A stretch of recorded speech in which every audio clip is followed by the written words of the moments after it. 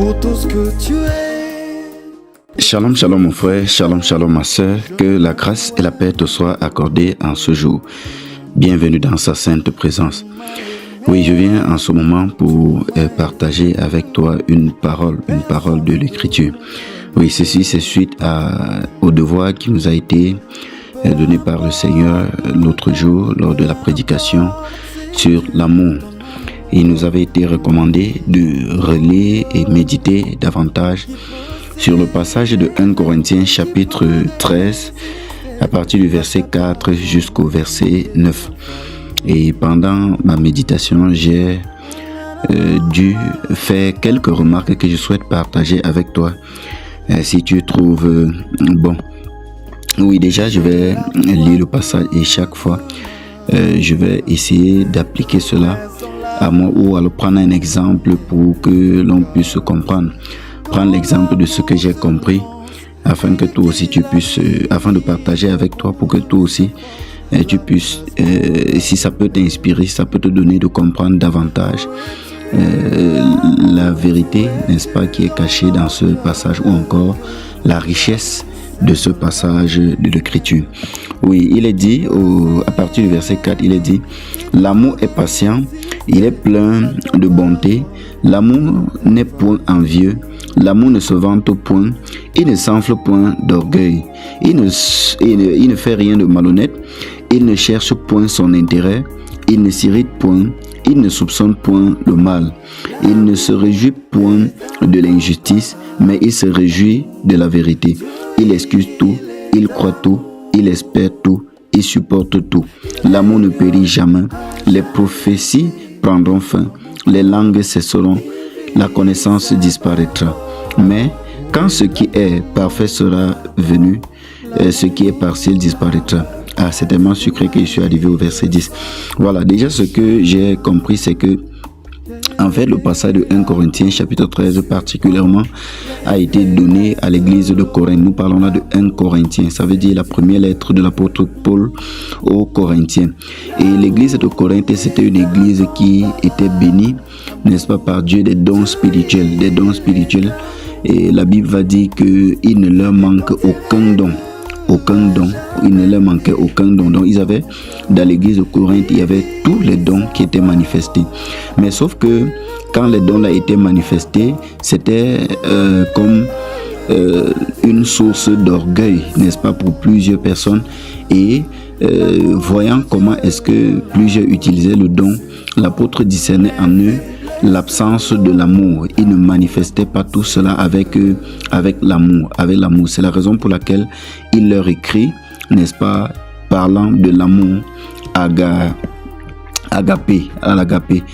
amour agapé qui est le summum, qui est l'amour, n'est-ce pas, dans son sens fondamental, qui est l'amour véritable, l'amour de Dieu, si on peut dire ça comme ça. En fait, c'est ce qu'on appelle communément l'amour inconditionnel. Et c'est ce que le Seigneur Jésus nous a recommandé. Lorsque le Seigneur Jésus nous dit « Aimez-vous les uns les autres comme je vous ai aimé ».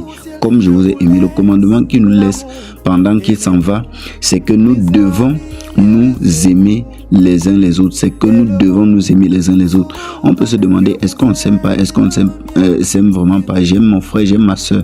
Mais lorsqu'on arrive dans ce passage de 1 Corinthiens chapitre 13, c'est là où on comprend toute la profondeur du mot aimer ou encore de ce que on appelle par aimer ou amour. Là, il s'agit de l'amour inconditionnel. L'amour inconditionnel, c'est un amour que nous manifestons vis-à-vis d'une personne sans tenir compte de ce que la personne nous fait, sans tenir compte de ce que la personne nous fait ou nous a fait. C'est pour ça que dans ce passage de 1 Corinthiens chapitre 13, à partir du verset 4, il dit « L'amour est patient ». Ça veut dire quoi? Si moi, j'aime quelqu'un, je veux prendre l'exemple peut-être de ma femme. Si j'aime ma femme, en fait, comme je dois aimer ma femme, je dois être patient vis-à-vis d'elle. Je dois être patient pour qu'elle puisse changer. Et si elle peut avoir un caractère qui ne me plaît pas, une faiblesse, quelque chose que je n'apprécie pas en elle, je dois être patient en priant, n'est-ce pas, pour que Dieu puisse transformer cela. Mais je ne dois pas m'impatienter, dire que Ishta, je n'en peux plus. Non, ce caractère-là, vraiment, je n'en peux plus. Je ne veux même plus être avec toi. Non, je ne veux plus rester avec toi parce que tu as tel ou tel caractère. Non, je dois être patient pour que Dieu puisse, n'est-ce pas, changer ce caractère en elle. Et également, il est dit qu'il est plein de bonté. Il est plein de bonté. Je dois être bon envers elle. Je dois être bon envers elle. Et la suite dit quoi? L'amour n'est point envieux. L'amour n'est point envieux. L'amour n'est point envieux. Ici, il est dit l'amour n'est point envieux. L'amour n'est point envieux. Ici, ça suppose que je ne dois pas regarder ce qui est en elle avec envie et avec jalousie. Avec jalousie, ça veut dire qu'elle peut avoir une qualité que moi je n'ai pas. Je vais certes apprécier, mais sans être jaloux parce que Dieu lui a donné telle chose. Non, je suis plutôt jaloux. Ah, pourquoi on lui a donné, pourquoi pas à moi? Non, je ne dois pas. Donc, envieux ici, n'est-ce pas, c'est dans le sens de jaloux. L'amour n'est point jaloux de la qualité ou de la grâce qui est dans la vie de ceux-là que je suis censé aimer.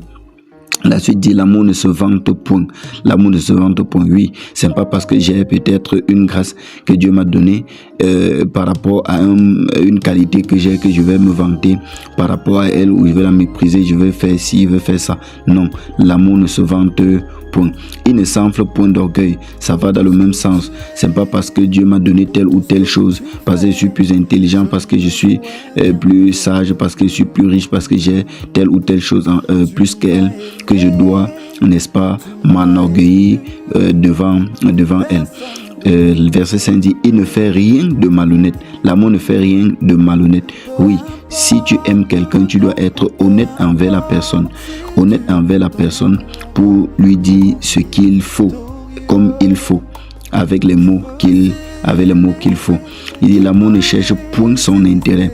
Si j'aime quelqu'un dans la relation, je ne dois pas chercher à ce que ce soit moi seul qui soit à l'aise. Je dois chercher son intérêt. Je dois chercher à ce que la personne soit à l'aise. Je dois chercher à ce que la personne soit bien.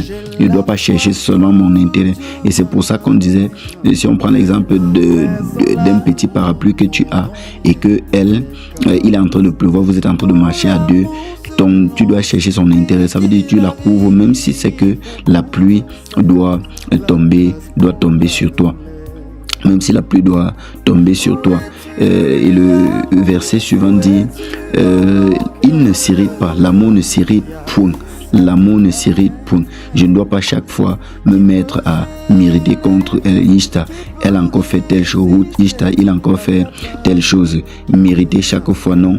Je dois plutôt, n'est-ce pas, avoir de la compassion et prier même pour que Dieu, n'est-ce pas, lui donne de changer si c'est que c'est un caractère en elle qui n'est pas du tout agréable. Donc, et c'est ça. On continue et dit il ne soupçonne point le mal. Il ne soupçonne point le mal. Il faut savoir que il y a beaucoup de traductions qui ont rendu la traduction du mot grec qui est utilisé ici, des mots grecs utilisés ici dans plusieurs sens. Ici, il est dit dans 8 secondes, il ne soupçonne point le mal. En fait, si on part un peu dans le sens de ce que les mots originaux, c'est-à-dire en grec, disent, ça suppose que l'amour, lorsque tu aimes quelqu'un, tu ne comptabilises pas le mal que la personne a eu à te faire dans le passé. Tu ne comptabilises pas, tu ne reviens plus chaque fois, n'est-ce pas, sur le mal que la personne t'a fait, pour que ça te prive, pour que ça t'empêche de lui accorder un bienfait,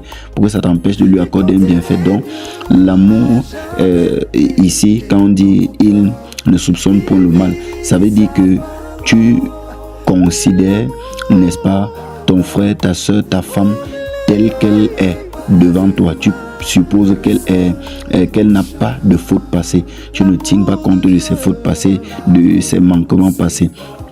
Et dit également, il ne se réjouit point de l'injustice. Il ne se réjouit point de l'injustice. Oui, c'est si tu aimes quelqu'un, voyant la personne, n'est-ce pas, en train de subir soit un châtiment ou encore en train de subir une injustice, tu ne dois pas dire que c'est bien fait pour toi. C'est bien fait pour toi, non, c'est ce qu'il te fallait maintenant. Tu ne dois pas, n'est-ce pas, avoir cette attitude-là si tu aimes vraiment la personne, selon 1 Corinthiens chapitre 13. On dit, mais il se réjouit de la vérité. Il se réjouit de la vérité. Oui, la vérité qui est dite sur la personne. Tu te réjouis de ce qui est dit en bien sur la personne, de ce qui est dit comme vérité, n'est-ce pas, sur la personne. Le verset 7 dit, il excuse tout, il croit tout, il espère tout, il supporte tout. Je crois que ici, c'est assez clair, pas besoin d'entrer dans les explications. Il excuse tout. Ça veut dire, comme la personne t'a offensé, tu ne vas pas comptabiliser le nombre de fois qu'il a eu à faire ça pour dire que non, pour ceci-là, je ne peux même pas te pardonner, je ne peux même pas t'excuser. Il espère tout, il croit tout. Il excuse tout, il croit tout, il espère tout, il supporte tout. Ça, c'est vraiment le summum. Ça, c'est le haut niveau, n'est-ce pas, de l'amour. Et c'est ce que nous sommes appelés à manifester en tant que chrétiens. Donc, ça veut dire quoi? Même si cela n'est pas encore en nous, même si toutes ces choses ne sont pas encore en nous, ce n'est pas pour autant dire que c'est impossible que nous puissions y arriver. C'est là que Dieu nous attend. C'est là que Dieu nous attend. Donc, le verset 8 dit, l'amour ne périt jamais.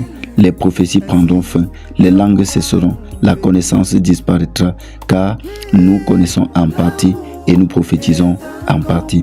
Oui, l'apôtre ici souligne le fait que les autres choses qu'on pense être quelque chose maintenant, ce sont des choses passagères, comme par exemple la prophétie, comme par exemple le don de parler en langue et bien d'autres. Dit que toutes ces choses vont passer, mais ce qui va rester, c'est l'amour.